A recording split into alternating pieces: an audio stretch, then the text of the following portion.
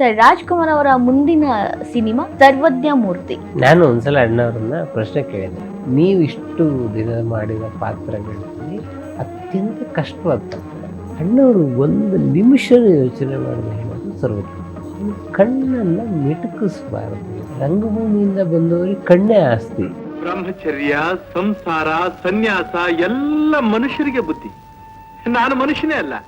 ಅಣ್ಣವ್ರು ಯಾವಾಗಲೂ ಹೇಳೋದು, 4 ಜನರ ಚಿತ್ರಗಳನ್ನು ನಾನು ಮತ್ತೆ ನೋಡಿದೆ. ವಿವೇಕಾನಂದ, ರಾಮಕೃಷ್ಣ ಪರಮಹಂಸರು, ರಮಣ ಮಹರ್ಷಿಗಳು, ಶಂಕರಾಚಾರ್ಯ. ಆ ಕಣ್ಣನ್ನು ನಾನು ಅಳವಡಿಸ್ಕೊಳ್ಳೋದಕ್ಕೆ ಪ್ರಯತ್ನ ಪಡ್ತೇನೆ. ನಾನು ಮುಂದೆ, ನೀವು ಹಿಂದೆ. ಅಪ್ಪ, ಜೀವ ಹೋಗ್ತಾ ರೆವರೆಂಡ್ ಉತ್ತಂಗಿ ಚನ್ನಬಸಪ್ಪ ಅಂತ ಹೇಳಿ ಅವರನ್ನ ಆಧುನಿಕ ಸರ್ವಜ್ಞ ಅಂತ ಕರೀತಾರೆ. ಸಿನಿಮಾ ಹತ್ರ 6 ತಿಂಗಳು ಶೂಟಿಂಗ್ ಆಯಿತು. ಆಮೇಲೆ ಅದು ಹಣಕಾಸಿನ ನೆರವಿನಲ್ಲಿ ನಿಂತು ಹೋಗ್ತು. ಆ ಕಾಲದಲ್ಲೇ ರೆವರೆಂಡ್ ಉತ್ತಂಗಿ ಚನ್ನಬಸಪ್ಪನವರು ನಿಧನರಾದರು. ಅವರಿಗೆ ಸಿನಿಮಾ ತೋರ್ಸಕ್ಕಾಗಲಿಲ್ಲ.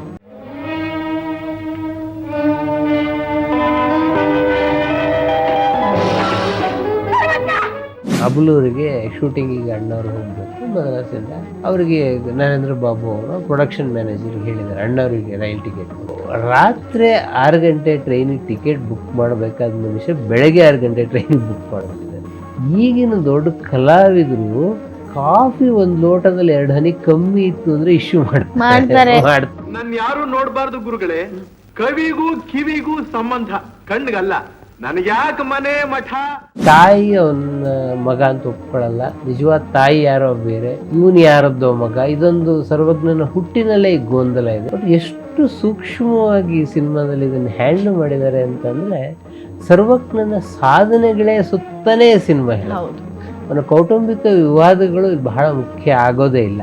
ನಿನ್ನ ತಾಯಿ ಮಾಡಬ ನಿನ್ನ ಮಗ ಅಂತ ಒಪ್ಕೊಂಡಿದ್ದಾಯ್ತಲೇ. ಹೌದೇ? ಸಿನಿಮಾ ಚೆನ್ನಾಗಿ ಜನ ಒಪ್ಕೊಂಡಿದ್ರು. 5 ವಾರ ನಡೆದಿತ್ತು ಮೂವಿ ಲ್ಯಾಂಡಲ್ಲಿ.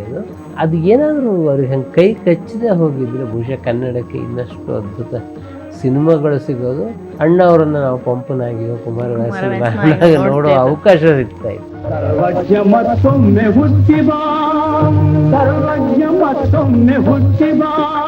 ಸರ್, ರಾಜ್ಕುಮಾರ್ ಅವರ ಮುಂದಿನ ಸಿನಿಮಾ ಸರ್ವಜ್ಞ ಮೂರ್ತಿ 1965 ಅಲ್ಲಿ ಬಂದಿದ್ದು. ಐತಿಹಾಸಿಕ ಕ್ಯಾರೆಕ್ಟರ್ ಅಂದ್ರೆ ಅಣ್ಣವ್ರಿಗೆ ಹೇಳ್ ಮಾಡಿಸಿದ್ದು. ಅವ್ರು ಮಾಡಿದ್ರೇನೆ ಸರಿ ಅನ್ನೋ ತರದ್ದು ಕ್ಯಾರೆಕ್ಟರ್ಗಳವೆಲ್ಲ. ಅದರಲ್ಲಿ ಯಾವುದು ಕನಕದಾಸರು ನೋಡಿದ್ವಲ್ಲ, ಅದೇ ತರ ಸರ್ವಜ್ಞ ಮೂರ್ತಿ ಕೂಡ ಅವರ ಜೀವನ ಆಧಾರಿತ ಪಾತ್ರಗಳನ್ನ ಅವ್ರನ್ನ ನೋಡಿಲ್ಲ ಅಂದ್ರೂ ನೋಡಿದೀನಿ ಅನ್ನೋ ತರ ಅಭಿನಯಿಸ್ತಿದ್ರು. ಏನೋ ಅವ್ರು ನಮ್ಮ ಫ್ರೆಂಡು, ಅವ್ರನ್ನ ಮಿಮಿಕ್ ಮಾಡ್ತಾ ಇದ್ದೀನಿ ಅನ್ನೋ ತರ ಅವ್ರ ಆಕ್ಟಿಂಗ್ ಇರ್ತಾ ಇತ್ತು. ಈ ಮೂವಿ ಬಗ್ಗೆ ಅವರು ಅಥವಾ ಅವರ ಜೊತೆ ಇದ್ದವ್ರು ನಿಮ್ಗೆ ಹೇಳಿರೋದು ಏನಾದ್ರು ಹಂಚ್ಕೊಳ್ಳೋದಾದ್ರೆ? ನಾನು ಒಂದ್ಸಲ ಅಣ್ಣವ್ರನ್ನ ಪ್ರಶ್ನೆ ಕೇಳಿದ್ದೆ, ನೀವಿಷ್ಟು ದಿನ ಮಾಡಿದ ಪಾತ್ರಗಳಲ್ಲಿ ಅತ್ಯಂತ ಕಷ್ಟವಾದ ಪಾತ್ರ. ನಮ್ಗೆ ಗೊತ್ತಿರ್ಲಿಲ್ಲ ಅಂತ ಪ್ರಶ್ನೆ ಎಲ್ಲ ಕೇಳಬಾರ್ದು ಅಂತ. ಇನ್ನು ಅಣ್ಣವ್ರಿಗೆ ಕಷ್ಟದ ಪಾತ್ರ ಎಲ್ಲ ಇರೋಕ್ಕೆ ಸಾಧ್ಯ, ಅವ್ರು ಎಲ್ಲರೂ ಮಾಡ್ತಾರೆ ಅಂತ. ಅಣ್ಣವರು ಒಂದು ನಿಮಿಷ ಯೋಚನೆ ಮಾಡಿದ ಹೇಳಿದ್ರು ಸರ್ವಜ್ಞ. ಹೌದು. ಯಾಕೆ ಕಷ್ಟವಾದ ಪಾತ್ರ ಅಂತಂದರೆ, ಅರೂರ್ ಪಟ್ಟಾಭಿದ್ರ ನಿರ್ದೇಶಕರು ಹೇಳಿದ್ರಂತೆ, ನೋಡಿ ಅವನು ಅವಧೂತ, ತ್ರಿಪದಿಗಳ ಚಕ್ರವರ್ತಿ. ಅವನು ಕಣ್ಣನ್ನು ಮಿಟುಕಿಸಬಾರದು ಈ ಸಿನಿಮಾ. ಅಣ್ಣವರು ಹೇಳೋರು, ನಾವೆಲ್ಲ ರಂಗಭೂಮಿಯಿಂದ ಬಂದವರಿಗೆ ಕಣ್ಣೇ ಆಸ್ತಿ. ಹೌದು. ನಾವು ಸಂತೋಷ ಹೇಳೋದು ಕಣ್ಣಿಂದಲೇ, ದುಃಖ ಹೇಳೋದು ಕಣ್ಣಿಂದಲೇ, ನೋವು ಹೇಳೋದು ಕಣ್ಣಿಂದಲೇ, ಕೊನೆ ಕೋಪ ಹೇಳೋದು ಕಣ್ಣಿಂದಲೇ. ಕಣ್ಣ ಮಿಟುಕಿಸಬಾರದು ಈ ಸಿನಿಮಾದಲ್ಲಿ ಅಂತ ಹೇಳಿದ್ದಾರೆ ಅವಧೂತ ಅಂತ ಅಂದ್ಕೊಂಡು ಅಣ್ಣವ್ರು ಆಮೇಲೆ ಹೇಳಿದ್ರು, ಅಲ್ಲ ಮನುಷ್ಯ ಇಡೀ ಜೀವನ ಹಂಗಿದ್ನಂತೆ, ನಾನೊಂದು ಸಿನಿಮಾದಲ್ಲಿ ತಾನೆ. ಬ್ರಹ್ಮಚರ್ಯ, ಸಂಸಾರ, ಸನ್ಯಾಸ ಎಲ್ಲ ಮನುಷ್ಯರಿಗೆ ಬುದ್ಧಿ. ನಾನು ಮನುಷ್ಯನೇ ಅಲ್ಲ. ಅಣ್ಣವ್ರು ಯಾವಾಗಲೂ ಹೇಳೋರು, 4 ಜನರ ಚಿತ್ರಗಳನ್ನು ನಾನು ಮತ್ತೆ ನೋಡಿದೆ. ಅವ್ರ ಕಣ್ಣುಗಳನ್ನು ಅಬ್ಸರ್ವ್ ಮಾಡಿದೆ. ವಿವೇಕಾನಂದರು, ರಾಮಕೃಷ್ಣ ಪರಮಹಂಸರು, ರಮಣ ಮಹರ್ಷಿಗಳು, ಶಂಕರಾಚಾರ್ಯ. 4 ಜನನು ಅವಧೂತರು, ಯಾವುದೇ ಅನುಮಾನವಿಲ್ಲದೆ ಅವಧೂತರು. ಅವರ ಕಣ್ಣುಗಳು ಹೆಂಗಿರುತ್ತೆ ಅಂತ ಬೇರೆ ಬೇರೆ ಚಿತ್ರಗಳನ್ನು ನಾನು ನೋಡಿ ಆ ಕಣ್ಣನ್ನು ನಾನು ಅಳವಡಿಸ್ಕೊಳ್ಳೋದಕ್ಕೆ ಪ್ರಯತ್ನ ಪಟ್ಟೆ ಅಂತ ಹೇಳಿ. ಬಹುಶಃ ಈ ಚಿತ್ರ ನೋಡಿದ್ರೆ ಗೊತ್ತಾಗುತ್ತೆ, ಅಣ್ಣವ್ರು ಬಹಳ ಅದ್ಭುತವಾಗಿ ಆ ಪ್ರಯತ್ನವನ್ನು ಮಾಡಿದ್ದಾರೆ. ನಾನು ಮುಂದೆ, ನೀವು ಹಿಂದೆ. ಅಪ್ಪ, ಜೀವ ಹೋಗ್ತಾ ಇದರಲ್ಲಿ ವಿಶೇಷ ಏನು ಅಂತಂದರೆ, ಸರ್ವಜ್ಞನ ಪಾತ್ರವನ್ನು ರಾಜ್ಕುಮಾರ್ ಮಾಡಿದ್ರೆ, ಅವರ ತಮ್ಮ SP ವರದರಾಜು ಮರ್ಮಜ್ಞನ ಪಾತ್ರವನ್ನು ಮಾಡಿದ್ದಾರೆ. ಅದು ಒಂಥರ ಚಾಲೆಂಜಿಂಗ್ ರೋಲ್, ಅಣ್ಣನಿಗೆ ಒಂಥರ ಚಾಲೆಂಜಿಂಗ್ ಆಗೋ ರೋಲ್. ವರದರಾಜ್ ಅವರು ಕೂಡ ತುಂಬ ಅದ್ಭುತವಾಗಿ ಸಿನಿಮಾದಲ್ಲಿ ಪಾತ್ರ ಮಾಡಿದ್ದಾರೆ. ಹರಿಣಿ ಇದ್ದಾರೆ, ಮೈನಾವತಿ ಡ್ಯಾನ್ಸರ್ ರೋಲ್ ಮಾಡಿದ್ದಾರೆ, ತುಂಬ ಚೆನ್ನಾಗಿ ಮಾಡಿದ್ದಾರೆ. ಬಾಲಕೃಷ್ಣ ಒಂದು ವಿಶಿಷ್ಟವಾದ ಪಾತ್ರವನ್ನು ಮಾಡಿದ್ದಾರೆ. ಕಾಯಕವೇ ಕೈಲಾಸ ಅಂತ ಅಣ್ಣ ಹೇಳಲಿಲ್ಲೇನೋ? ಸರ್ವಜ್ಞ, ಏನಾದ್ರೂ ಒಂದು ದಂಡೆ ಹಿಡಿಯೋ, ಹಿಂದೆ ಹೋದ್ರೆ ನನಗೂ ಉಪವಾಸ ತಡ್ಕೊ. ಇಡೀ ಸಿನಿಮಾಕ್ಕೆ ಕಾರಣಕರ್ತರಾದಂಥವರು ಎಂ ನರೇಂದ್ರ ಬಾಬು. ಅವರು ಕನ್ನಡದ ಬಹಳ ಮುಖ್ಯ ಚಿತ್ರ ಸಾಹಿತಿ. ಅವರು ನಾನು ಮಲ್ಲಿಗೆ ಸಂಪಾದಕನಾದಾಗ ಗಿದಿಗಿದಂಗೆ ಹುಡ್ಕೊಂಬಂದ್ಬಿಡೋರು. ಮನ್ಮಟ್ಟ ಅವ್ರಿಗೆ ಅವಾಗ ಸಿನಿಮಾಗಳು ಕೈಯಲ್ಲಿ ಇರ್ತಿರ್ಲಿಲ್ಲ, ಕಥೆಗಳು ಹೇಳೋರು. ಅದು ಅವ್ರು ಹೇಳ್ತಾ ಇದ್ದ ಬಹುತೇಕ ಕಥೆ ಸರ್ವಜ್ಞ ಮೂರ್ತಿಗೆ ಸಂಬಂಧಪಟ್ಟಿದ್ದಂತಹದ್ದು. ಆ ಸಿನಿಮಾನ ಅವ್ರು ಒಂಥರ ಜೀವಿಸಿದ್ರು ಅಂತ ಹೇಳ್ಬೋದು. ಅಷ್ಟರ ಮಟ್ಟಿಗೆ ಆ ಸಿನಿಮಾದಲ್ಲಿ ಇನ್ವಾಲ್ವ್ ಆಗಿದ್ರು. ಅವರು ಮೈಸೂರು ವಿಶ್ವವಿದ್ಯಾನಿಲಯದ ಚಿನ್ನದ ಪದಕದ ವಿಜೇತರು. ನರೇಂದ್ರ ಬಾಬು ಅವರು ಬಹಳ ದೊಡ್ಡ ಸಾಹಿತ್ಯ ಹಿನ್ನೆಲೆಯಿಂದ ಬಂದಂಥವರು. ಬಿ ಎಂ ಶ್ರೀಕಂಠಯ್ಯನವರು ಅವರಿಗೆ ಒಂದು ಸರ್ವಜ್ಞನ ವಚನಗಳ ಪುಸ್ತಕನ ಕೊಟ್ಟಿದ್ರು, ಅವರು ಮಾಸ್ಟರ್ ಡಿಗ್ರಿ ಮಾಡೋ ಕಾಲಕ್ಕೆ. ಅವಾಗಲಿಂದ ಅವ್ರಿಗೊಂದು ಸರ್ವಜ್ಞನ ಬಗ್ಗೆ ಒಂದು ಕುತೂಹಲ, ಏನಾದರೂ ಮಾಡಬೇಕು ಅಂತ ಹೇಳಿ ರೆವರೆಂಡ್ ಉತ್ತಂಗಿ ಚನ್ನಬಸಪ್ಪ ಅಂತ ಹೇಳಿ ಅವರನ್ನ ಆಧುನಿಕ ಸರ್ವಜ್ಞ ಅಂತಲೇ ಕರೀತಾರೆ. ಸರ್ವಜ್ಞನ ಅನೇಕ ವಚನಗಳನ್ನು ಅವರು ಹುಡುಕಿ ಸಂಶೋಧನೆ ಮಾಡಿದಂಥವರು. ನರೇಂದ್ರ ಬಾಬು ಸರ್ವಜ್ಞನ ಬಗ್ಗೆ ಸಿನಿಮಾ ಮಾಡ್ತಾರೆ ಅಂದರೆ ನೀವು ಉತ್ತಂಗಿ ಅವ್ರನ್ನ ಮೊದಲು ನೋಡಬೇಕಪ್ಪ. ಉತ್ತಂಗಿ ಅವರನ್ನು ನೋಡೋದಕ್ಕೆ ಹೋದರೆ ಅವರು ಬೆಡ್ಡಿಡೋದು, ಟೋಟಲ್ಲು ಎದ್ದೇಳೋಕ್ಕೂ ಆಗ್ತಾಯಿಲ್ಲ. 82 ವರ್ಷ ಅವರಿಗೆ. ಆವಾಗ ಉತ್ತಂಗಿಯವರು ಸರ್ವಜ್ಞನ ಹೆಸರು ಹೇಳಿದ ಕೂಡಲೇ ಅವರು ಅದನ್ನು ನರೇಂದ್ರ ಬಾಬು ಅವ್ರ ಬಾಯಲ್ಲೇ ಸರ್ವಜ್ಞನ ಮೇಲೆ ಸಿನಿಮಾ ಕೂಡ ಧಡಕ್ಕಂದು ಎದ್ದು ಕುತ್ಕೊಂಡ್ಬಿಟ್ರು. ಅವರು ಒಂದು ದೇಹದಲ್ಲಿ ಮಿಂಚಿನ ಸಂಚಾರ ಆದಂಗೆ ಆಗೋಯ್ತು ಅವರಿಗೆ. ಶಿವಮೂರ್ತಿ ಶಾಸ್ತ್ರಿಗಳು ಬರೆದಂಥ ಒಂದು ಕಥೆಯನ್ನು ತೆಕ್ಕೊಟ್ಟು ನೋಡಪ್ಪ, ಇದೆ ಅದು ಒಂದು ವಚನದಲ್ಲಿ ಅವನ ಬಗ್ಗೆ, ಅವನು ಸರ್ವಜ್ಞನ ತ್ರಿಪದಿಗಳಲ್ಲಿ ಎಲ್ಲೋ ಅವನ ಬಗ್ಗೆ ಅವನು ಎಲ್ಲೂ ಹೇಳ್ಕೊಂಡಿಲ್ಲ. ಅದರಿಂದ ಅದು ಏನು ಹೆಚ್ಚು ಮಾಹಿತಿ ಸಿಕ್ಕಲ್ಲ.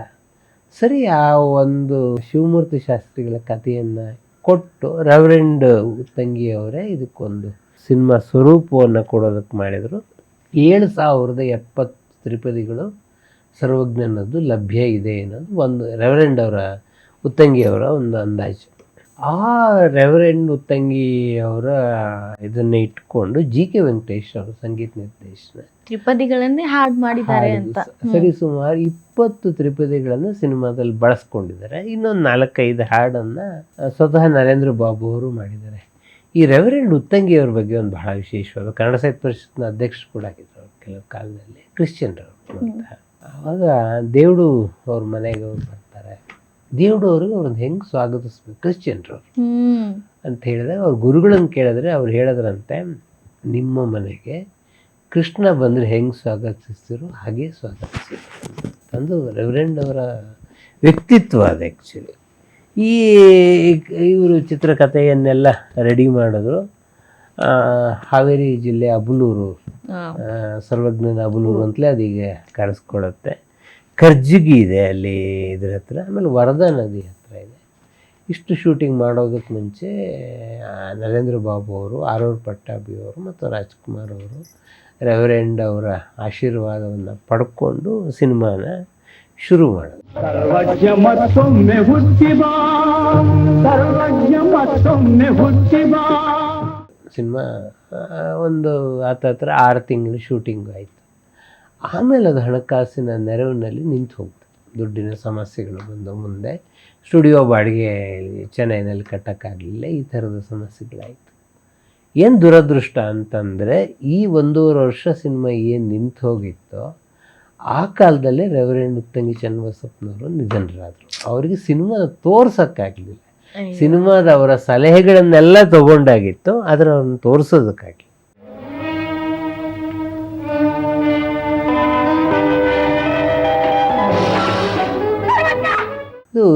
ಈ ಸಂದರ್ಭದಲ್ಲಿ ನನಗೆ ಇದನ್ನು ರಾಜ್ಕುಮಾರ್ ಹೇಳಿದಲ್ಲ, ನರೇಂದ್ರ ಬಾಬು ಅವರು ಹೇಳಿದ ಕತೆ.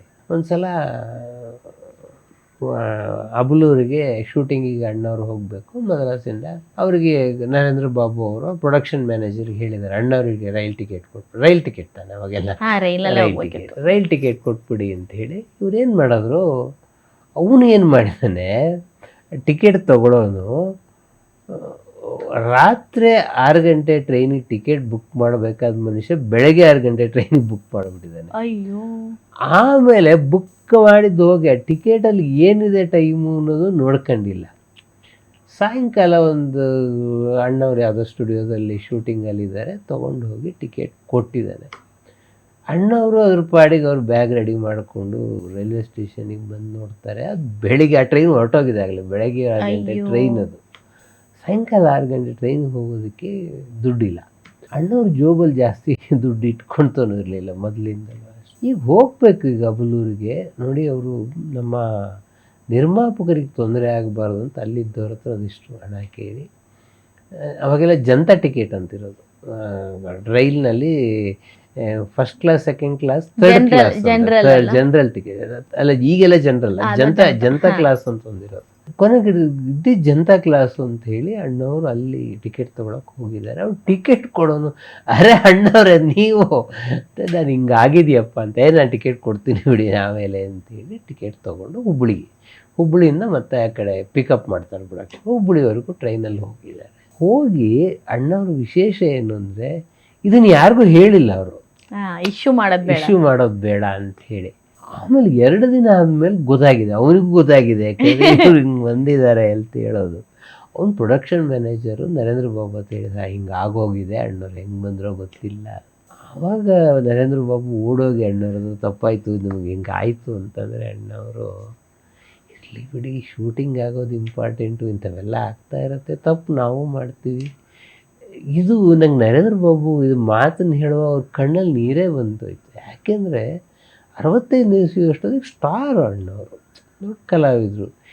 ಈಗಿನ ದೊಡ್ಡ ಕಲಾವಿದರು ಕಾಫಿ ಒಂದು ಲೋಟದಲ್ಲಿ 2 ಹನಿ ಕಮ್ಮಿ ಇತ್ತು ಅಂದರೆ ಇಶ್ಯೂ ಮಾಡ್ತಾರೆ, ಕೊಡ್ಬೇಕು ಅವ್ರಿಗೆ, ಕಾರವಾನೇ ಬೇಕು ನನಗೆ ಅಂತಾರೆ. ಅಂಥದ್ದು ರೈಲ್ವೆ ಟಿಕೆಟನ್ನು ಕೊಟ್ಟಿಲ್ಲ, ದೊಡ್ಡ ತಪ್ಪದು ಆ್ಯಕ್ಚುಲಿ. ಅದರಲ್ಲೂ ಕೂಡ ಸಂಜೆ ರೈಲಿಗೆ ಬೆಳಗ್ಗೆ ರೈಲಿನ ಟಿಕೆಟ್ ತಂದು ಕೊಟ್ಟಿದ್ದಾರೆ.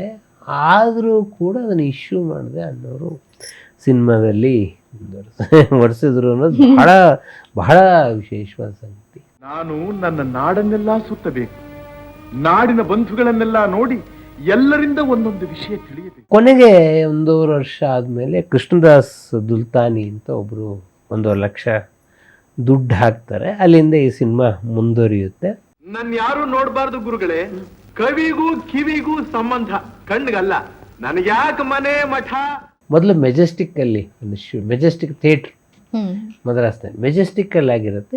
ಫಿಲಮ್ ಸೆಂಟ್ರಲ್ಲಿ ಅದನ್ನು ಕಂಟಿನ್ಯೂ. ಫಿಲಮ್ ಸೆಂಟ್ರ್ ಸ್ವಲ್ಪ ಕಮ್ಮಿ ಬಾಡಿಗೆ ಇರುತ್ತೆ.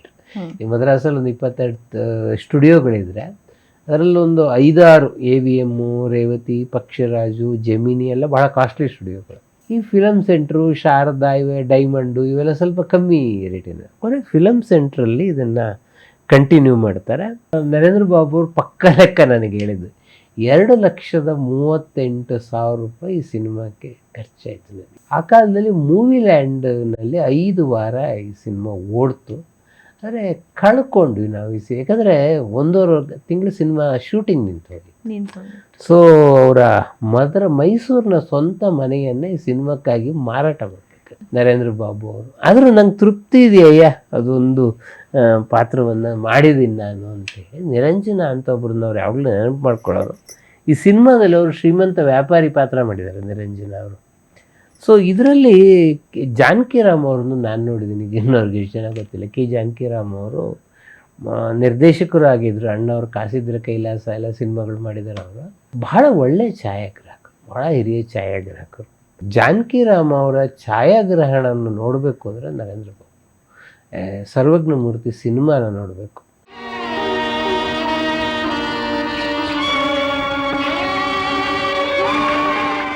ಕಂಬಳಿ, ಕಪಾಲ, ದಂಡ ಎಲ್ಲವನ್ನು ವಿಸರ್ಜನೆ ಮಾಡಿ ಒಂದು ಕಪಿನ ಉಟ್ಕೊಂಡು ಅವನು ಅವಧೂತನಾಗಿ ಪರಿವರ್ತನೆ ಆಗಬೇಕು.